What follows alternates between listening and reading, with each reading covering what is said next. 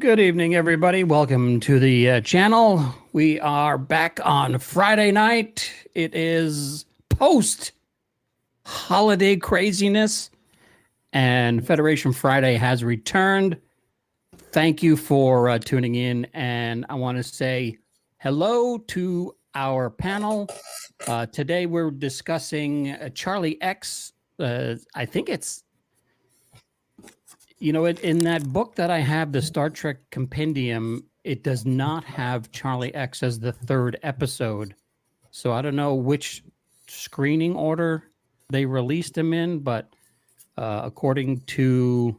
I got the Blu-ray here. You may refer to it? Yeah, see what that says. And then, because I know this was the third episode. But let's say hi to our panel. While Jeff is looking up that, let's say hi. Hey, Debbie, how are you? I'm good. I'm glad we're back at Federation Fridays because I don't get to talk Star Trek too much. So I'm pleased and very excited to be here. Well, why don't you read it to us, Jeff? What does that say? Episode 2. Trap, yeah, episode 2, Charlie X. The man trap was first, but I think we did the cage first. Or the menagerie, whatever you want to call it. Oh, yeah, because of the pilot / Yeah. That's right. But that was an exception. So technically, this is episode 2. So, but what's Paramount call it? You said? I thought it comes up on Paramount as episode 3. It does, but I could be wrong. And it does because the man trap is Oh wait, yeah, Man Trap is second. I should know this because I just watched it. So, well, hold on, let me. I just had this up. You open this back up again?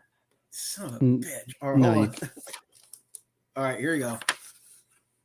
So we had Charlie X. I'm going to look it up on Paramount Plus here. Nah, Paramount's lying, man. This is the golden stuff. This is the Star Trek golden stuff, man. Season 1, episode 3, Charlie X. Yeah. We all know what's going on, man. It has the cage as episode 1. Man Trap. Well, that's the pilot. Episode 2, yeah. Yeah, so they're including the pilot. So we should have actually done Man Trap. We can do that next week and then get back on schedule. I thought we did that one already. I don't know where that went to because I remember talking about. Wait a minute. I remember talking about it. No, hold on a second, Debbie. Wasn't the Man Trap your autobiography? No. Not by any means. All right. No. All right. So it's another book you're writing. All right.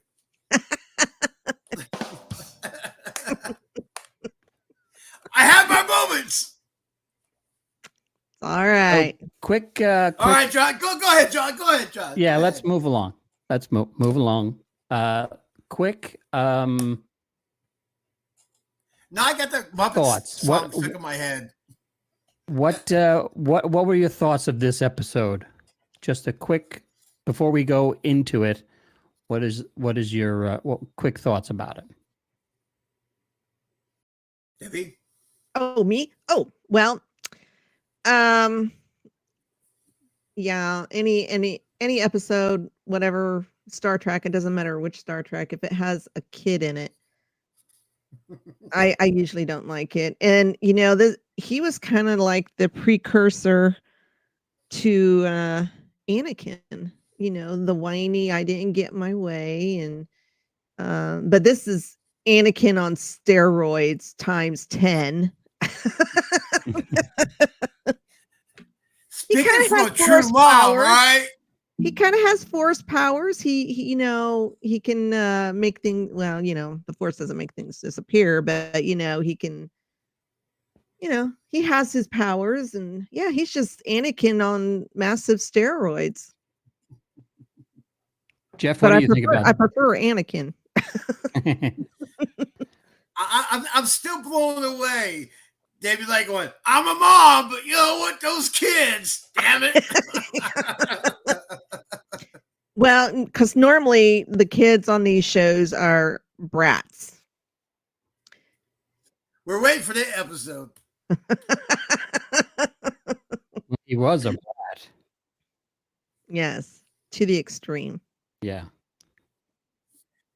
Now to give everybody a fair warning, I'm going off memory for Charlie X because I had time to rewatch it, but I do own all the episodes on Blu-ray. I love them, and I rewatch them in order, like Charlie X episode 2. Okay. So I remember a lot of singing. That's all. Well, not too much singing, but yeah, that's where Spock's gonna get down, man. We get serenaded by Uhura. So the episode starts with them pulling up alongside of this. I guess it's like a warehouse ship. Like and all of a sudden stop kind of thing. They were hauling ass and like, we gotta stop. That kind well, of they were called to the ship because of Charlie being on the ship, okay. And Charlie's, I think they say Charlie's closest relative lives on Alpha 5. And that just so happens to be where the Enterprise is going. The Enterprise is going to Alpha 5. So these guys Bunch who of are liars. Yeah. Well, now are they liars or they're lying to get him off the ship? I mean, they're nervous. They're like, stumbling over their words and, trying to say things that don't give Charlie away, but oh yeah, he's a great dude, Well, see, but was that Charlie? Because they get a close up of Charlie and his all white eyes, and then all of a sudden their tune changes, and they're like, "Oh, he's great. He's so much fun to have around." And this is true. Yeah. So to me, that's your first. I guess your first realization of the power that Charlie has. And these guys, I mean, they wanted to get this guy off the ship no matter what. But Charlie helps because Charlie wants to leave too. Because he wants to be with likes him. Yeah, Thank and you. So they get Charlie off and they go their own way. And as Charlie's leaving, he runs into Yeoman Rand. Now that's my chick. She's a cool chick, man. Yeoman Rand, who I think, I mean, you can just look at her and say, okay, of course, a 17-year-old is gonna be infatuated. And what I thought was funny. I don't know if this was in your version of Star Trek, Jeff. They might have edited this out for Paramount, but I watched an original cut of Charlie X, and he goes through the doors, and there's Yeoman Rand in the hallway, and the doors, what's his name? Kirk is there, and you hear,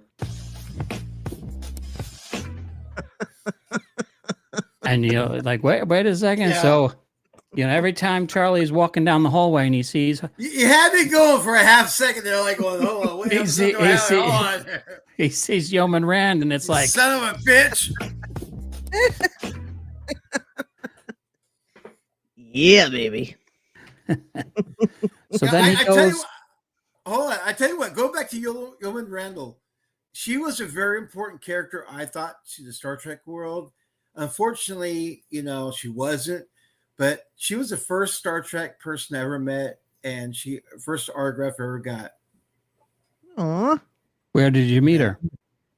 It was before they're called cons and stuff. It was just where people met, and they showed like Star Trek, bloopers, and you had people selling their crafts and whatnot, and there's people who are swapping, and kind of like what expos are now, but they weren't Mhm. called expos back then. It was like the 1982, 3, 4 around there. It was right when she had that scene where she sees the Enterprise come back in from Star Trek 3.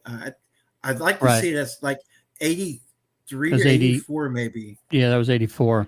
That movie was Yeah. 84. And that's why I met her. She signed my little autograph and whatnot. Really? And I got the old. I got a black and white one too. Because she's like, "Oh, do you want color?" I'm like, "No, I have to get the black and white." Because the original one she had was all black and white, and then she had like tons of color. I was like, "No, I want the classic one." That's pretty cool. She is the She was. she's a looker, and Yeah. whenever she came on, so Swing.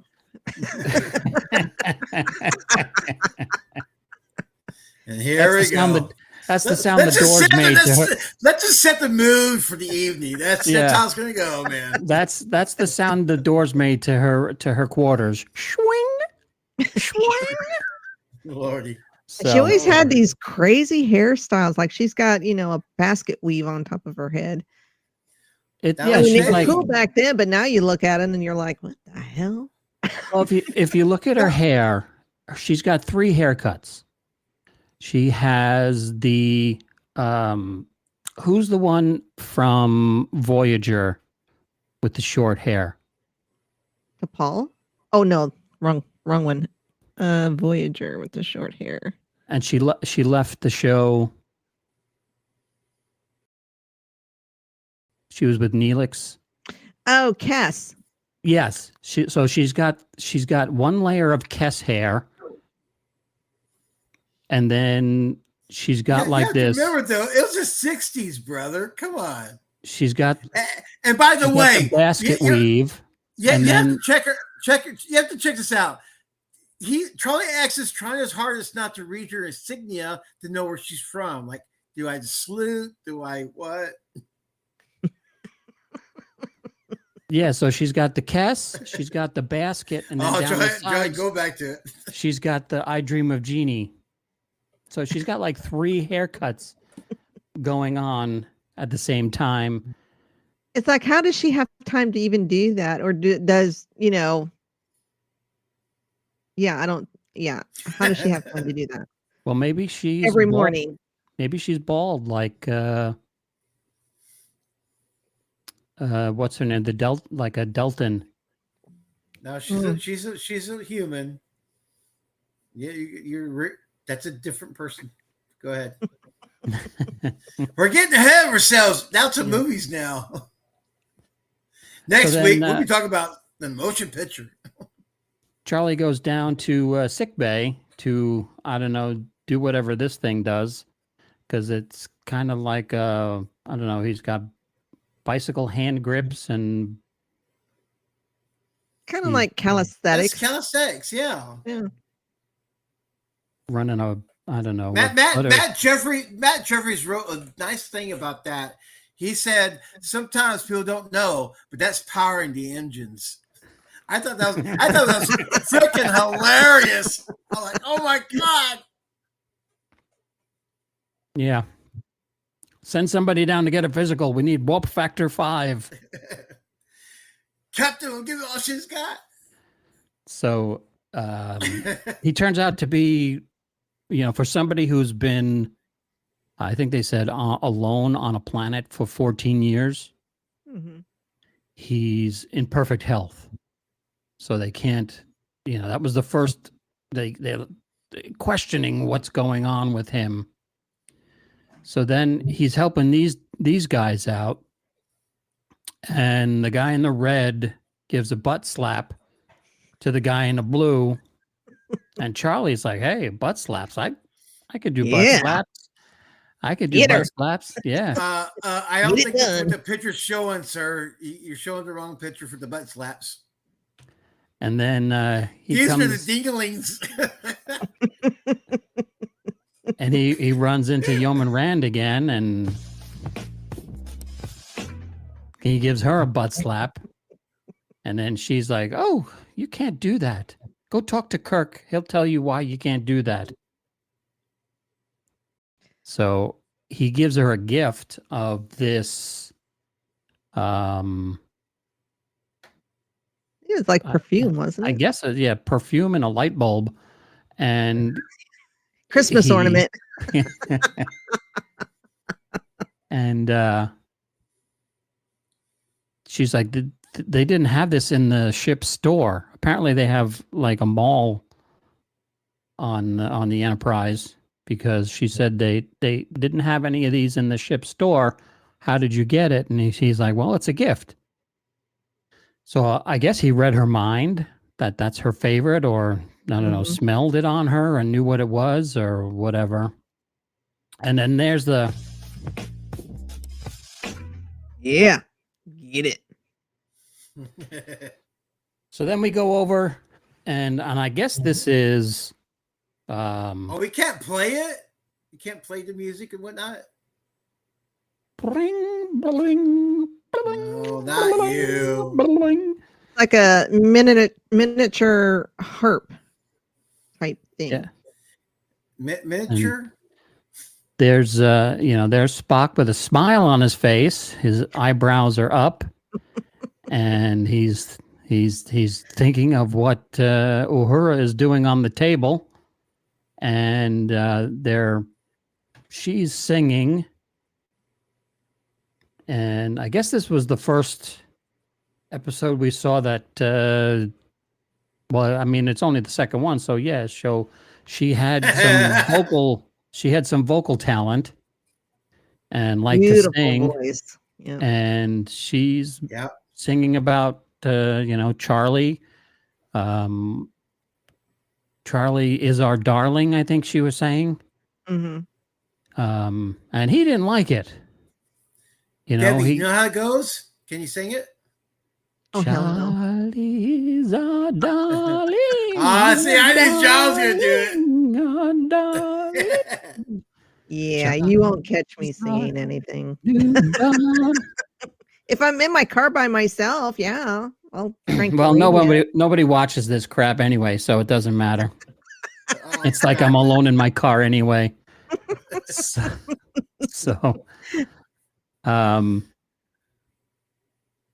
Charlie is doesn't like it, and he gets gives her the old side eye, and the next thing we know is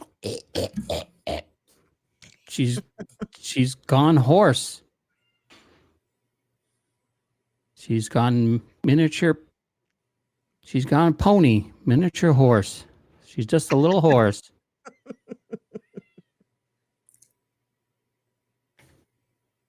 So then they run into he sees Captain Kirk in the hallway, and Kirk's like, you really can't slap a. We don't hit women in space. Well, he says there's no good way to hit a woman. I'm like, what? What kind of line is that? Well, it was the 60s, so This is true, but when ask Archie Bunker. When he said that, it just made me laugh. I thought that was hilarious. There's no good way to hit a woman. It's all bad ways. When I hit a woman, it's always bad. Funny story. Remember Humphrey Bogart and Audrey Hepburn being the couple? Mm-hmm. One threw an ashtray. The other one got a good clock in. And they always said, you know what? I think Lauren Bacall got the best shot.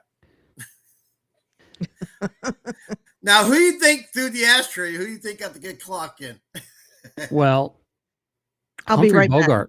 Humphrey Bogart was tiny. He was like 4'5", right?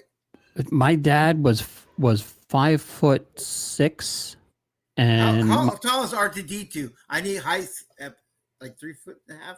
Yeah. Okay. So he's like 2 feet higher. Okay, got it. So my dad would tell us a story how he ran into Humphrey Bogart on the street in Manhattan.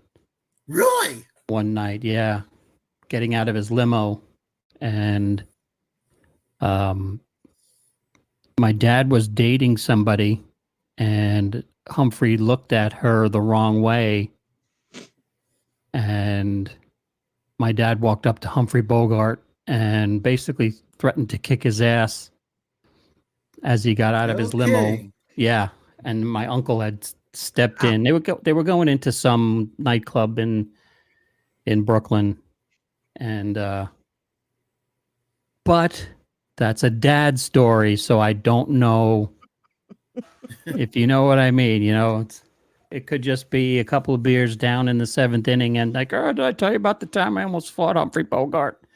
Oh But Lord. you can Good never story, tell. though. So then, yeah, Kirk says there's no good way to hit a woman.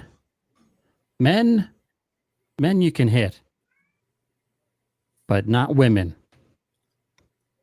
So they get a call from the bridge saying the ship is trying to call you, Captain. Come on. They want to reach you and talk to you about something. So he's like, I'm on my way to the bridge. I'll be right there. So I don't know how long they stopped, because it goes immediately from this to this. So he had time to change his shirt in the elevator. Did you notice that? Well, it They kind of must have depends on like how a many. secret. They must have like a secret closet in the Or is it like the Batcave? or he could be like Wonder Woman where he like twirls around and it changes outfits. There you go. But It's been yeah, a while since I've seen an episode, man, but I don't recall that. But all right. he goes from his goldies to his greenies. I want to see the video, man. I don't believe it. It's been a while. I know. So then the ship is calling, and they're trying. I guess they're trying to warn the Enterprise about Charlie, and Charlie realizes it, and he sends out this signal that just garbles the radio. And I don't know if they did he actually destroy the ship? Yeah, he says So- it towards the end of the episode. Something about some kind of waffle panel was already loose and it would have blew up anyways. So he just right. hurried it along. The waffle panel. Something like that. Waffle iron, maybe. I don't know. They plugged in the waffle iron and the hair dryer at the same time. I think Debbie was hungry and thinking about Waffle House. I'm pretty sure he said waffle panel or something like that. Yeah, it was the Texas-shaped waffle panel that that they had down in the commissary and blew up the ship. And none of the crew seemed to be like upset at anything Charlie does, because you know the next thing you see is they're playing three-dimensional chess, or you know, just having a good time. And then you have he gets upset because now does Spock beat him? Well, Charlie makes a move and then Spock makes a move, and well, he tells him first, he says that was a mistake. You know, of course, Charlie says, no, it wasn't. And then Spock makes his move, which is a checkmate.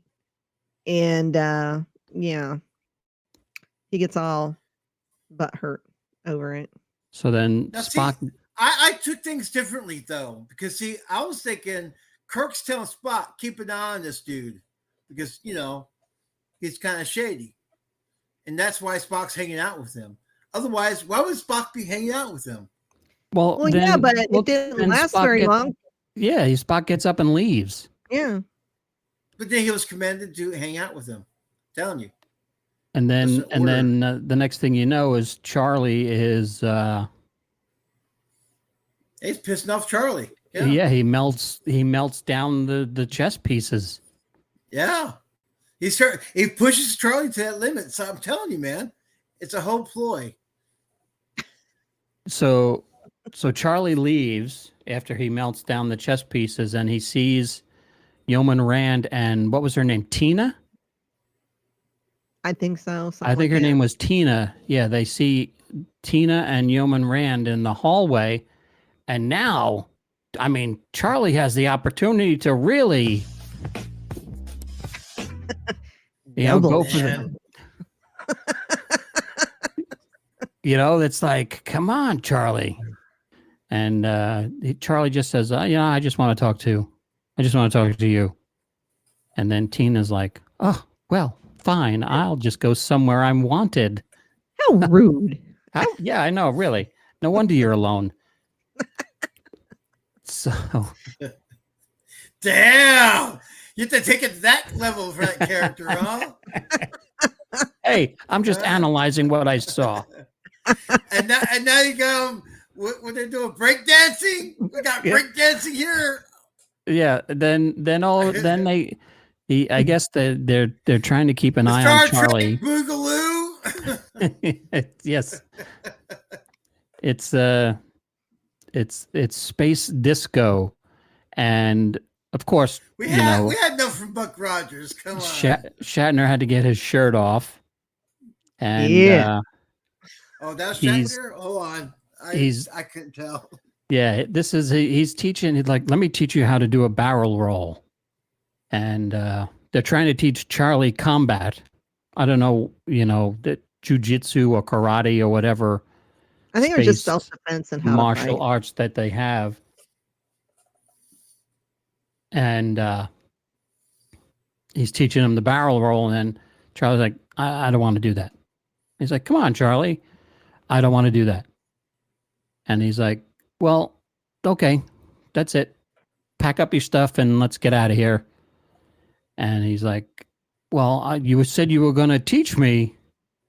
And he's like, well, if you don't want to learn what you need to learn, we're not going to bother trying to teach you. So then he gets one of the other crewmen to Let me see if I can do that. Hold on. one of the other crewmen are sitting in the Am I getting it? yeah, No. it's pretty Do I close. got it? Yeah, have another drink. He Coffee. I'm trying to stay awake, man. he's fighting with Kirk, and Kirk throws Charlie down, and the other dude laughs, and Charlie rolls his eyes back and makes him disappear. You hear the and he just disappears. How And that go again? just like that. And Kirk, still without a shirt on, says, and he doesn't even seem like he's upset or worried Kirk's that disappointed. You look at it. Kirk's got disappointed look on his face. Look at that. he's like, come on, man. He's like, come on, man. Come on. Don't be doing that shit to my. Don't be doing that stuff to my crew. well, he's like, Charlie's like, well, he laughed at me. He was laughing at me, and I don't like that. And he made him disappear. And Kirk is just standing there like, come on, Charlie, look at me. Kirk's in his Lord. Kirk's in his superhero pose. That's it. He just needs a cape. That's all he needs. And a shirt. Yeah. He could go without the shirt, just a cape and his little red leggings there, and So then, All right, so then Debbie, tell us how it's gonna go again. How's that story go for you? No wonder it took you 2 hours to watch this. Oh, it didn't take that long. So then we go back, and Charlie is hanging out, and he goes in to see Yeoman Rand again. And Yeoman Rand is just done with him and tries to leave. And he does the. Yeah, I'm not doing that again. It hurt my eyes. And then Yeoman Rand disappears. She gone. And then Kirk shows up without a shirt again. No. Oh no, he got dressed. And Hey, help the guy. Gotta wear shirts now. What's the plan, guys? I don't know. well, I think they had a good plan.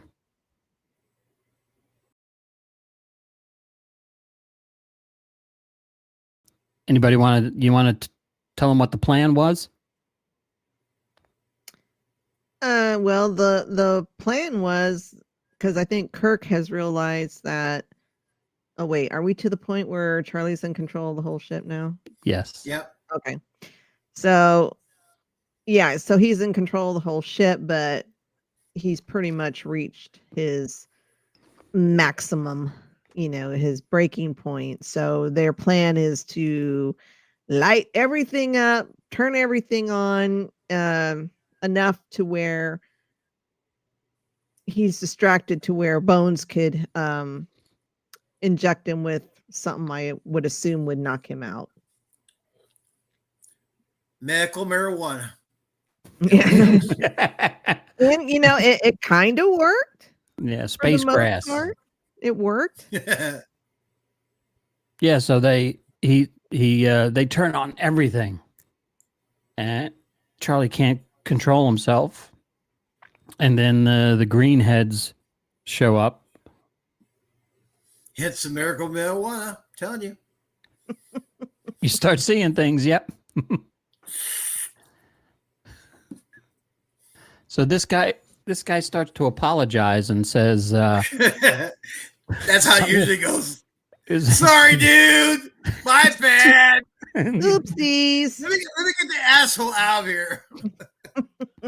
Sorry, we let him go. But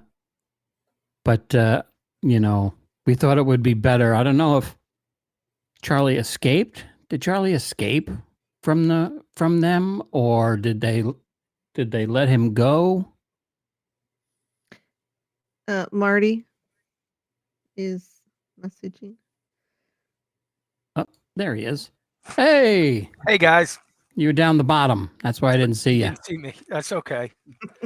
It's you were kind of like Yeoman Rand when she disappeared, So I have to just, I was like screaming at the monitor when you brought up this point about how subtly Kirk takes a crewman disappearing in front of his eyes, and his total reaction is to put his hands on the hips and give him like, "I'm disappointed in you" look.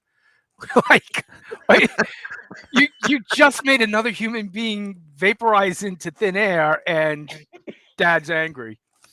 And as far as the plan goes, the major flaw in this plan was having this young, impressionable young man be taught the ways of the world by the horniest man in the galaxy. It's probably doomed to failure. But did it really take you 2 hours to get through this episode?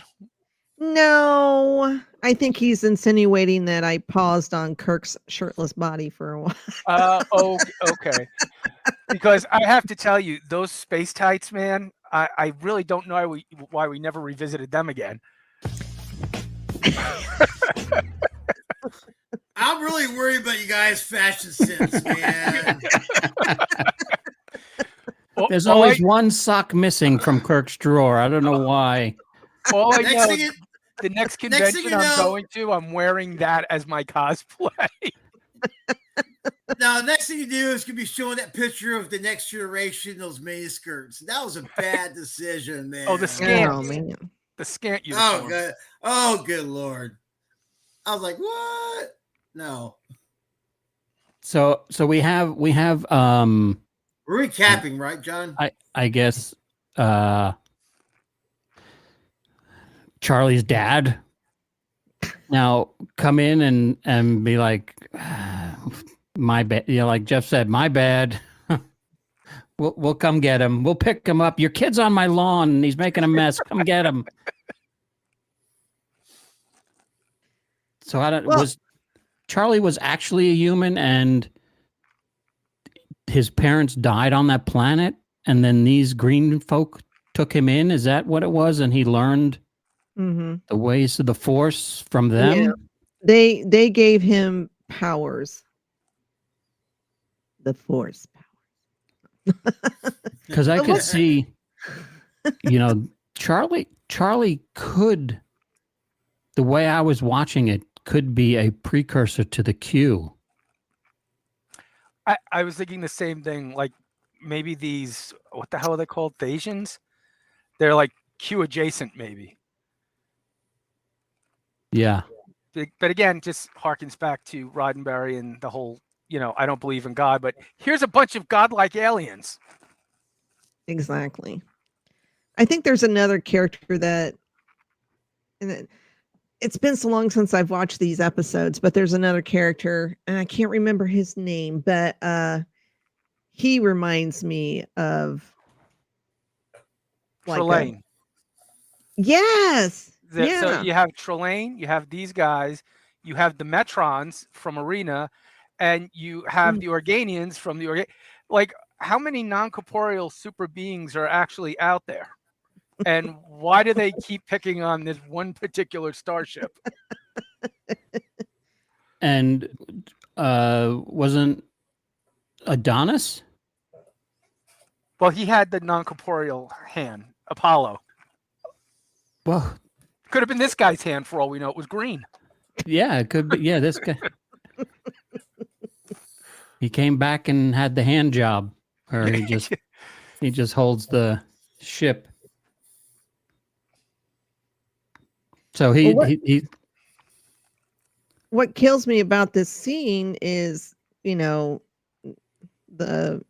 Charlie's guardian says, that they'll take him back, blah blah blah, and then Kirk, he says, well, he belongs with his kind, and I'm like, really? After everything you just seen, and you want to put him with humans? I'm like, yeah.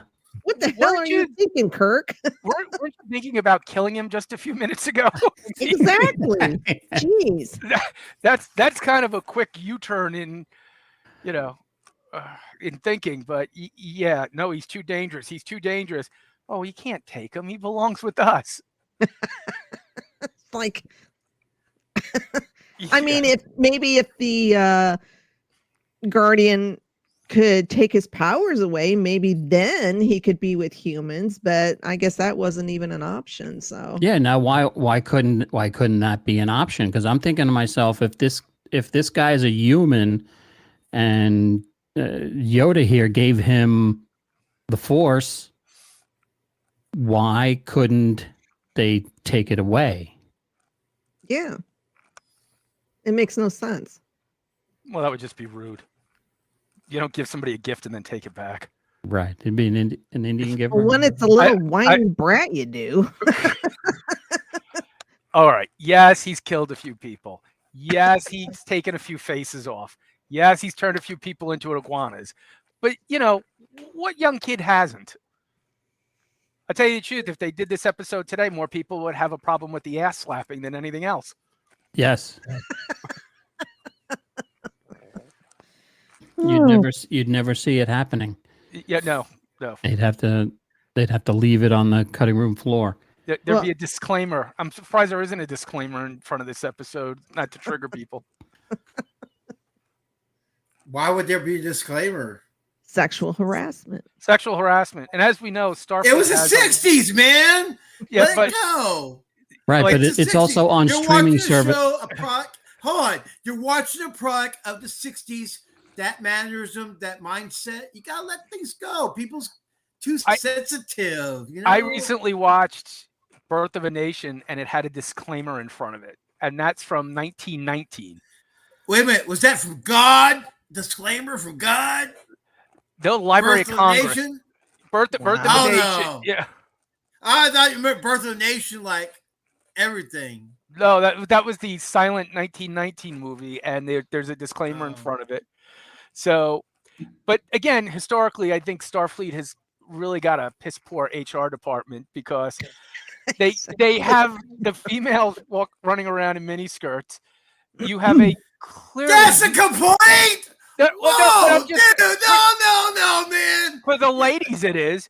You've got your chief surgeon clearly has no use for anybody who's not a human. You're just mad. You're just mad because guys are wearing mini skirts in Next Generation. That's all. Well, if they got the legs and can pull it off, but you never saw Picard or Riker walking around in one of those. Actually, they did. The internet? John, actually, the internet? No, yeah.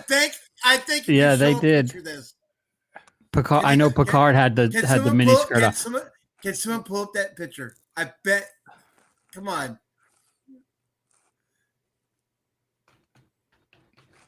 Debbie's on it. I know she's on it. Don't traumatize me. Now, or you're gonna have John. You're gonna have to put a disclaimer in front of this episode. I love the way Star Trek did what they did. I mean, girls in the mini skirts was hot in the 60s. Come on. No, I'm in total agreement. I'm just saying the younger generation of people first discovering it now, they seem to have a problem with everything. I was a Discovery child from the 70s. I was cool. Yeah, I again, up to the 90s, I didn't think anything of it until everybody started. Wait a minute. No. Up until the day, I have no complaints. Chicks and mini skirts, man. Rules. John can speak to my leanings, and he knows I fully support mini skirts. Oh, and don't forget those go-go boots. Oh man. Yeah. I think Lost in Space brought that to light really good. Yeah, that. Okay. See, that's the shit I'm talking about, man. Yeah. That's just. I don't know who thought that was a good idea. Here's the deal. I think Roddenberry did because you know what? Equal rights and bullshit like that. Here's the deal. I was like going, I didn't like the Next Generation already, and like going, I'm out still. I'll check in later. It wasn't until the movies I gave the Next Generation a fair shake, man. Well, thank God the planned European swimsuit uniform never really took off. The Mankini uniform. Yeah, no. So they come in, they take. Let's get back on track. Yeah, let's get to Charlie. Yeah. I thought we were at the end already. Yeah. So they bring. He says we've brought everybody back. So I guess the ship is back from its waffle iron accident. No, they couldn't bring those guys back. They couldn't bring them back. No, they couldn't bring them back, but they could bring back the ones on. Well, because he destroyed the ship, they were totally obliterated. So they only have a 48-hour return policy. So yeah, but they could bring back and put everybody back to normal on the Enterprise. Right. So Rand comes back minus her, I guess, underwear because. George Lucas says there's no bras in space, man. George Lucas said so. The environmental controls must have been affected by the alien visit. So, yeah. And then you got Spock over here going like, ooh, swing. Is this what feelings feel like? Well, you just got hold of McCoy's secret stash, so you know. Spock is 2 seconds away from saying "forward torpedoes, armed, Captain."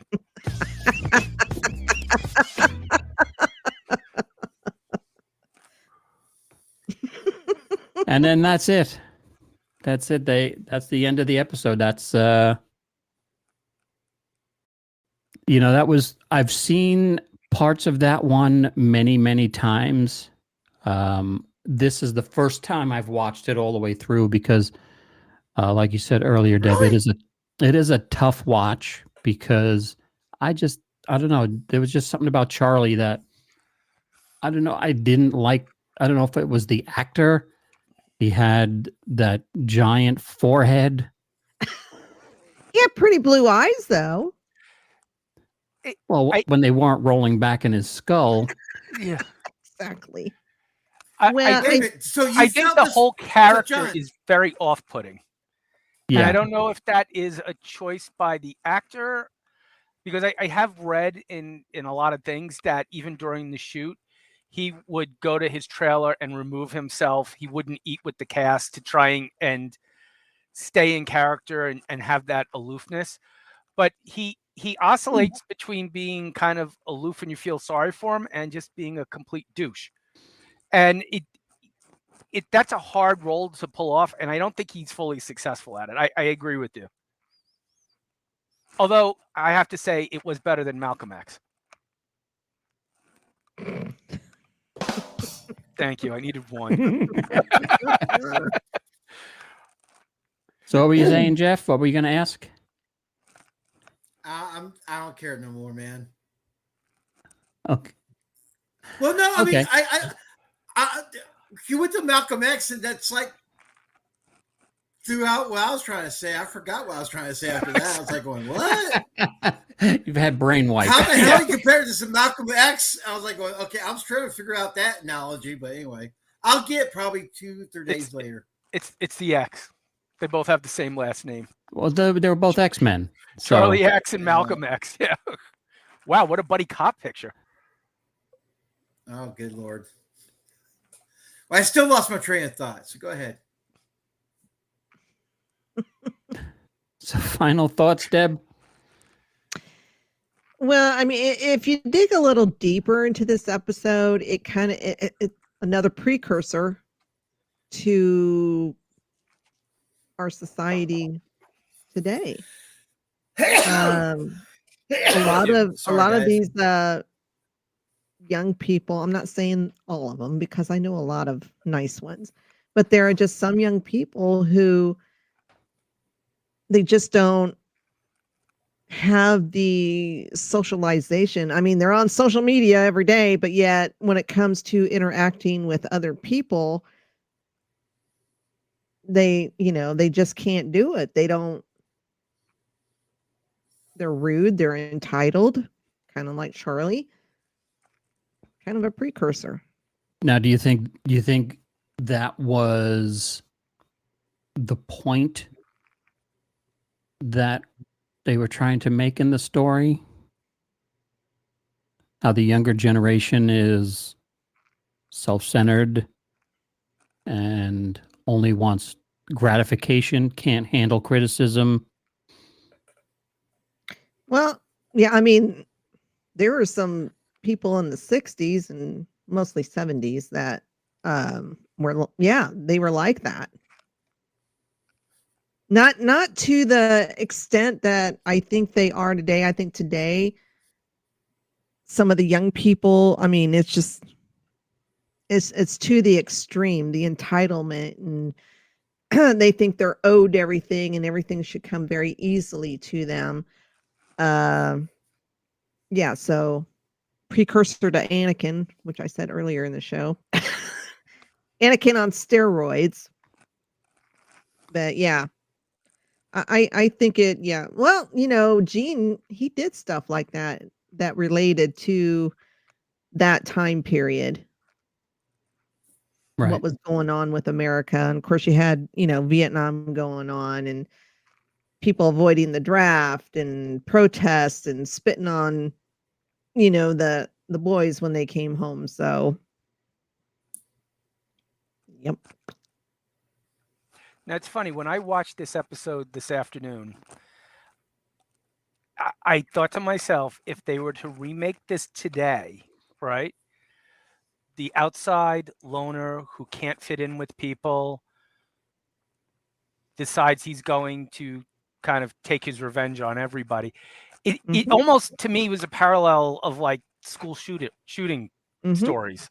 Exactly. That instead of the gun, he's got this wonderful roll back your eyes and do whatever you want kind of power. And I think it speaks a lot to isolation and not having that human connection, and that's what we kind of wind up with is monsters. But unlike school shooters today, when he says I want to stay, and that I think is the most effective part of the episode, because in that last couple of seconds you grasp that no matter what he's done or what he was going to do, he's just still a scared kid. And then he's pulled away. Yeah, he wanted that human connection so badly, but he didn't know how to connect. And that was because of, living alone on that planet. Now, I don't know how much interaction he had with the Shrek people or, the green guys, but yeah, evidently not too much because, he just didn't know how to interact with people or take social cues. I think what really doesn't come across in the story is that these were non-corporeal beings.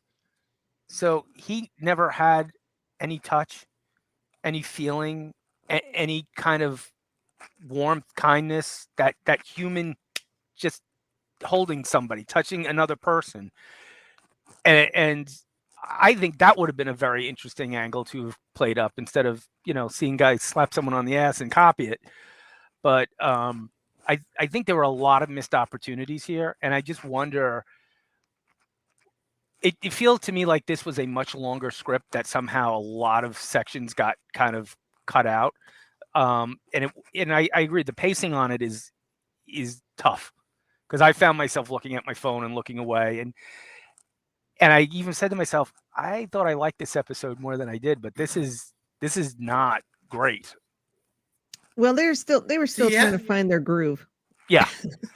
Yeah. I mean, it's an early episode. Like I was going to say, it's the second episode, and they redid the pilot twice, so you have to keep that in mind. Yeah.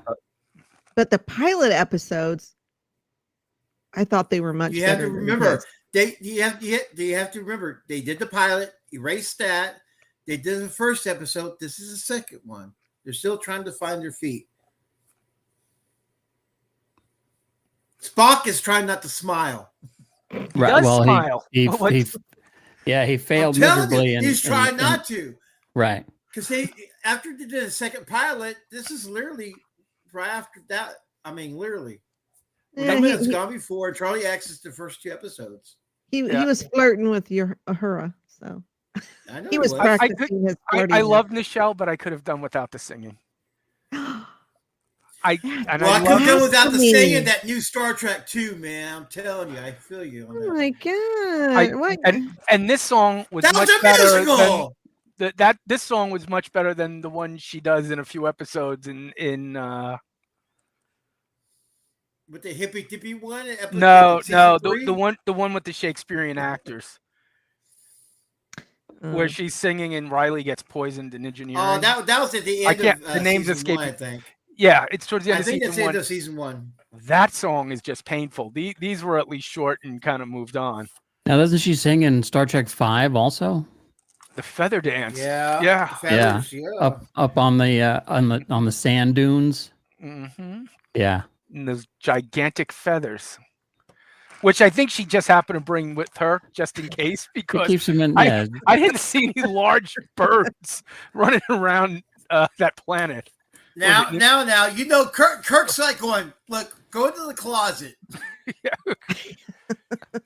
She probably. I know some chicks. If anybody's ever traveled with your significant other, they overpack. So this is probably her first away mission in 25 years. She took everything with her. Yeah, you know. I'm still buying that. It's Kirk's closet, man. He's met a lot of groovy chicks over the years. She just grabbed 2 of his spare wigs and flapped them out. She killed the last ostrich on Nimbus 3. So. All right. Well, what would you? Let's give a number to this episode. Jeff, what do you, out of 10, where do you put this? It's still episode 2, man. It's episode 2. Now, what would you rate it? What would you rate it? Oh, out of 10. It's Star Trek, man. 10. It's Star Trek. I love it. I don't have ratings of my children the way you guys do. But then again, Debbie, do you have any children? Yes, I have 3 adults. Yes, 3 adult children. But you don't like children. That's the way we started. Just in Star Trek, that's all, because they ruin the episodes. I could see that one with the Gorgon's going to be a fun one. I saw somebody today on TikTok complaining that Worf's kid was played by a white guy. I seen that. I was like, okay, his mother was With played all these by a white Klingons woman. around, come on. Gowron Kids was biracial, right. come on. Was Doris white? I could be wrong. And I believe both Jorah's sisters were. So, as was every original Klingon that we ever saw. Right, but what they're saying is the first black Klingon should have a black child. I thought Klingons were always black. And then the guy, somebody Except came for- in and except for the said, well, 60s. if you look at 60s are more Mexican, the right? They're the Mexican Klingons in the 60s. And then in the 80s, next generation, they went black, right? I don't know. No, it was No, because they it went was back. Okay, that's a bad Was joke. that Sorry. Marty? You said they went black, and I said that's not true. They eventually went back. You know what I'm trying to say, man. You No, what I'm I know what to you're say. trying to say. Again, does it matter in the grand scheme of things? I don't It's just something for somebody to complain about and get clicks and likes Yeah. and Somebody start just, an uproar and blah, blah, The blah. bigger problem, Worf was the worst father in the galaxy, and we don't know what the hell happened to Alexander after Deep Space Nine. He could be dead for all we know. We probably know more than Worf does about his own kid right now. I'd be more concerned about that. Although I don't think there's Klingon Child Protective Services. Deb, what do you give this episode? Well, I'm debating on a 2 or a 3 because I'm thinking there's some worse ones out there. if I'm remembering correctly. So we'll put it at a 3. So this is a rating out of the first 2 episodes ever. Thinking about it, because we can't rate the other ones because we haven't talked about them yet. Well, that's why I gave it a 3. I wanted to give it a 1, but I know there's worse episodes But out there that there's pertain to only kids. one episode before this, so you're rating 2 episodes, right? No, The first I'm one rating and the this second. episode. No, on its own merits, we're saying. Just on its own merits. Okay. Yeah, I'm not with the whole thing. Now with the first 2. Okay, I'm trying to figure out lineage. No, I agree with you. For an early episode, they are still getting their footing. Mhm. But if this was the only episode you saw and had to give it a rating in a vacuum, I would give it between a 4.5 and a 5. I think the concept was good. I think the execution just missed on every mark, from acting choices to plot holes to just some bizarre choices. Yeah, So you well, have words see, to I mean, talk we were talking before about the how Charlie is all about me, right? And that's why he makes people disappear, because he doesn't, understand a joke or a comment or whatever. But then you also you throw in Tina, and she was the exact same way, wasn't she? Well, I think she got insulted, and I think then she became a little bratty. Right. And then once she says, well, I'll just go somewhere I'm wanted then, and then storms off. But I think, I see them as a perfect match. Well, I think Janice said that they were about the same age, so that tracks. 17-year-old girl. Yeah, sure, she's gonna act that way. And why is she in Starfleet? 17. Well, look who's captain. I could just see those subspace messages. What's the youngest we can get one on board here? My yeoman's already 23. Well, This is Get out of here, not working anymore. guys. Again, I have a reputation uphold here. some questionable Starfleet decisions being made. So Yeah. All right, up next, next week's episode is which one is that? That is I got right We're here. no Hold one on. The next one. We're doing Gilligan's Island, right? we're no Oh, come on! We can do Gilligan's Island. where no one has gone before. Is that the next one? I think it is, yes. Or To Boldly Go? No. It's Where No Man Has Gone Before, yeah. Okay. We Gary, can always Mitch, do Batman. We can do Batman.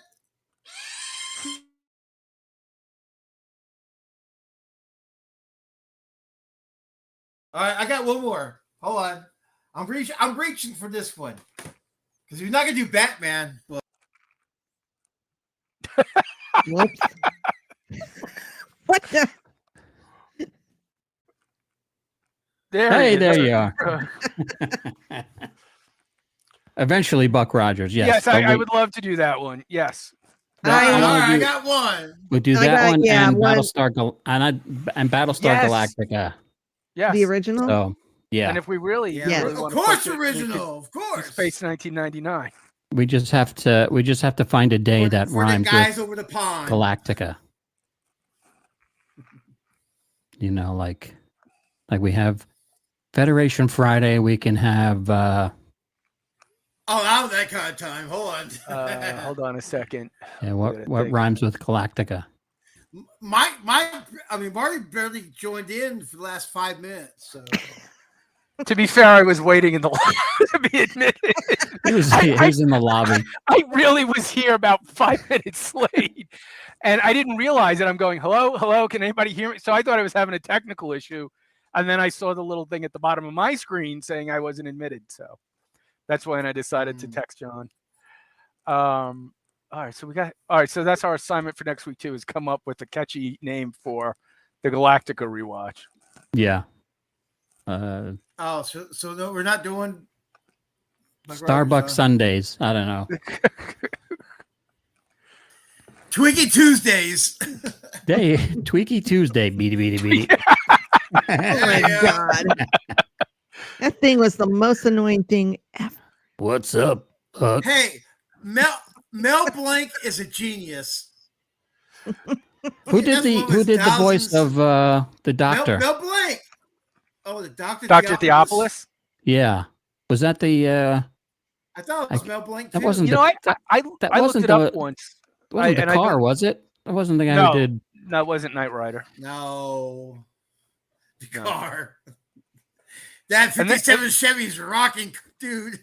And we could do a special 2-part episode. What the hell happened between season 1 and season 2?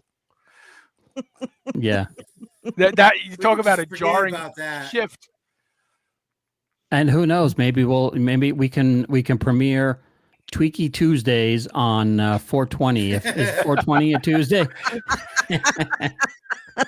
It could be, man. It's up to you. Hey man, welcome to Tweaker. You're on Tweaker Tuesday. No, Tweaky Tuesday. Next caller. Yeah. Hey, you might get more followers that way. That's it. Yeah. It's just a typo. Oh God. All right. So next week is Where No Man Has Gone Before. I don't remember what I this thought that one was the is first one. about. What? So this is this was actually episode 1, which was pilot number 2. Two. Which was shown out of order as number 4. This is the one where the Enterprise breaches the galactic barrier and Gary Mitchell gains The godlike glowing powers. eyes. The So- glowing eyes. We have another super powerful being that has some kind of weird eye connection. Yeah, and we lose some crew members and gain ones we never see again in that episode. Yeah. Sounds like a plan. Yes, absolutely. So Deb, what do you got coming up?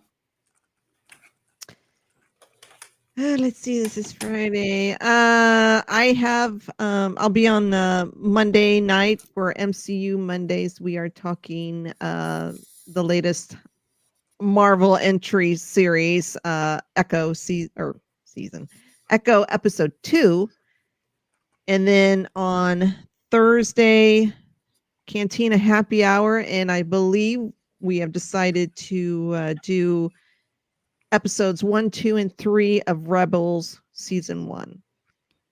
We just got done reviewing the 2 Ewok movies, which that was rough. Yeah. Yeah. Now, honestly, Marty, did you see those when they were on TV? Of course I did. Okay, what did you think back at then? Were they not the greatest things you've ever seen? I loved the first one, and then I remember because I was a little bit older when the second one came out. I hung in for about an hour on the second one, and then kind of mentally punched out. Well, hell, you only had a half more hour to go. I did. You know what? I couldn't do it for some reason. So, and I sat through the Star Wars Holiday Special in its entirety when it first aired. So did I. I still kind of recovering from that. It's a traumatizing childhood trauma, PTSD. Yes, I just remember my brother recently watched it for the first time. He doesn't remember watching it. He's a little younger than me, and I get a phone call 20 minutes into it. He's like, "Is anybody talking this thing, or is it just Wookiee sounds for an hour?" He's like, "Have you seen the documentary on it?" I haven't. It's in my watch list. I almost picked it up sight unseen. I almost purchased it. That should be your next episode. Is the documentary, Deb? I'm hearing Where great can things you about watch it at? It's not on Disney. No, it's you can buy it anywhere you want. It's video on demand now. Yeah, because it's got a. Disney doesn't own this. Disney doesn't have any say on this. This is the cool part. Well, I wonder if it's on Vudu. Because the last time I checked Vudu, they didn't have it. Feelings. Yeah, I think it's on Vudu, and but it's like one of those $20 to rent ones. It's still ridiculously expensive. But yeah, I want to sit down and watch that one of these days. Yeah, it's called A Disturbance in the Force. Perfect title. Really good. Really good. Real shocker. I didn't know Robin Williams was supposed to be in it. I thought, wow, a little piece of knowledge I never knew. Listen, you combine B. Arthur and Star Wars, I'm there. Well, when Robin Williams was supposed to be in it, I was like, what? It could have been a lot different, thing. Yeah. It's just such a product of its time. Like, okay, so we had Jefferson, were they Airplane or Starship at that point, right? How do you get Jefferson Starship and no, I think it was Airplane because it was always Starship. They became the Starship into the 80s. Yeah, so I think they were at the tail end of Airplane. Airplane, yep. Yeah, I think how do you get Jefferson Airplane and Harvey Korman on the same bill? That's just I'm pulling a blank here. All right, so you got B. Arthur, right? You have to remember the time frame. Number one show was Carol Burnett. So why not Harvey Korman? Well, that's what they go to. Had her own. B. Arthur had Maud. Maud's coming up. We had all of the family extending. Think about that. This is the reason why. This is the Art Carney. Yeah, Art Carney. Art Carney for the honeymooners. The weird. I even as a kid, I felt uncomfortable watching Chewie's dad watching that performance in the little hollow box. Like, what's going on here? There you go. So, Jeff, what do you got coming up on the Collector Zone? Space porn, man. Well, not space porn. Well, as you saw recently, I unveiled the 2600 Plus. That was really cool. But I'm doing some testing, man. I got this new controller for the 2600 Plus. You play 7,800 games with it because it's got 2 buttons on there. It's got this nice little joystick thing and looks like just like a NES controller. Really thin, really lightweight. Because when I was playing games, this was hurt my. My hand was cramping. I was like trying to play Robotron and stuff. This thing is a work. I swear to God, I wasn't like this when I was a kid. My hand didn't cramp, but I'm getting old, man. Try the other hand. This is why. I thought you were going to play the other music for a second. No, this is why. Oh. Oh, Lori. And so Monday. That's what's going on with the Collector Zone. Thank you, John. Monday, if we can, I'd like to have him on the channel, Jeff. So see if you can take a nap and contact him. I can't. No. Mondays are out for me, man. Mondays, Tuesdays are gone for me. They're gone? Okay. I can't exist. Sorry. I got too much going on, man. Okay. Because Monday we'll work on it. Monday is the 4-year anniversary of this channel. So I'm going to come on. I got to make time. Hold on. I got to make time for that Monday. I might, if Jeff can't join me, I might finish trying to build this thing. I don't know. I've been working on. I'm not going to watch you build that. No, I don't have that kind of time. Hold on. Johnny 5. Yeah, he's actually halfway. Where's your built half, John? He's got the top half. There you go. That's awesome. Yeah. That is awesome. Yep. Nice. And then here's the rest of it. Go ahead. We'll reach out to Steve Gutenberg and see if he can give us some advice. Yeah. Yeah, like he's doing anything these days. Hey, we just saw him on the Retro Expo. Remember? You've got mail. Wow, that was a blast from the past. Welcome to 1987. Hey, that's Steve Gutenberg. Look at that. Sure, I'll come on the show. All right. So, like I said, Monday is the 4-year anniversary of this channel. We'll figure out. I'll do something. I'll be here. I got other stuff to build. I got a wooden R2D2 to build. Maybe play some video games. C3PO. You got C3PO going too? No. Just R2. Marty, you got anything that you're doing? Just gonna be here next Friday. I will be there next Friday, and I will be doing absolutely nothing for the next week.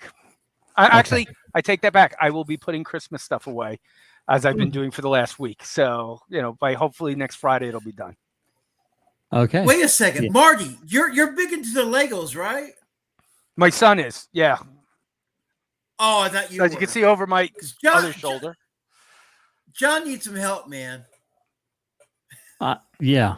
I need somebody when they see me building some Legos. I need somebody to hit me on the back of the head with Lucille. Help him out. Yeah, I used to do it, and then I would get all done, and then realize there was a piece 47 step back that I didn't put in, and had to disassemble it to put back in, or it would fall apart. And yeah, that's